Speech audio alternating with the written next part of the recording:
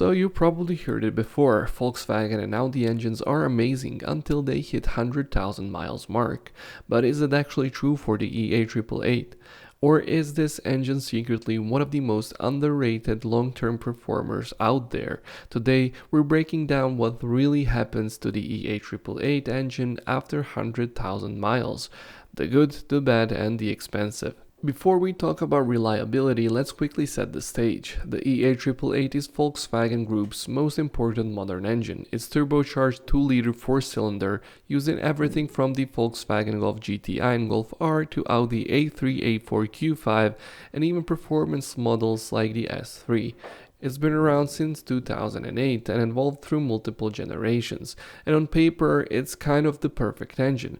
Good power, strong tuning potential, decent fuel economy, and a reputation for being fun. But here's the catch, long-term reliability depends heavily on which generation you're talking about and how it's maintained. So let's get straight to the truth. The EA888 is not a ticking time bomb. In fact, many owners report these engines going well past 150,000 miles, even 200 if properly maintained. But it's what happens along the way that defines the experience, because this engine doesn't usually fail all at once.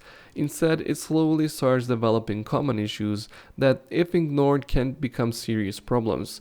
That's why you'll see such mixed opinions online. Some people say it's rock solid, others say it's unreliable. Both are right, depending on maintenance and whether key issues were addressed early. Now let's talk about the stuff that actually matters, the real world problems owners deal with. First one is oil consumption. This is probably the most famous EA888 issue, especially on earlier generations. Many owners report having to top off oil between changes, sometimes pretty frequently. In some cases, worn piston rings or valve seals are root cause. And this isn't just annoying. If ignored, low oil levels can seriously damage the engine over time. Next up is carbon buildup. Because this engine uses direct injection, fuel doesn't wash over the intake valves. So over time, carbon deposits build up, especially after higher mileage, and this can lead to rough idle, loss of power, and reduced efficiency. At around or beyond 100,000 miles, many owners need walnut blasting to clean it out. Then there's the water pump, a surprisingly common weak point. Some pumps can fail as early as 60,000 miles, leading to coolant leaks and overheating if not caught early. By 100,000 miles, if it hasn't been replaced yet, it probably will be soon. Another big one is timing chain tensioner issues. A failing tensioner can cause rattling and startup, and in worst case scenarios, it can lead to catastrophic engine damage if timing slips. This was especially a concern on earlier versions, though later generations improved it significantly. And finally, smaller but still important issues like ignition coils, PCV valves, thermostat housing, and fuel pumps. These aren't catastrophic individually, but over time they add up in maintenance costs. If you look at forums and owner feedback, you'll notice a pattern. People love how the EA888 drives. Smooth, responsive, quick, especially in GTI or Audi models.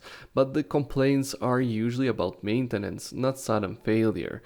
Some owners say, I've had zero major issues, just regular maintenance, while others say I'm constantly topping off oil and fixing small things. There are even reports of people needing to add oil every few hundred miles in worst cases. So again, the engine isn't unreliable, it just demands attention. There's a question that we need to ask, and that is, does generation matter? And yes, it does, a lot. If you're talking about Gen 1 or Gen 2 EA888 engines, especially early TSI models, they had more serious oil consumption and timing chain issues. That's where most of the bad reputation comes from. But Gen 3 engines, they fixed many of these problems and are generally considered much more reliable, especially with proper maintenance.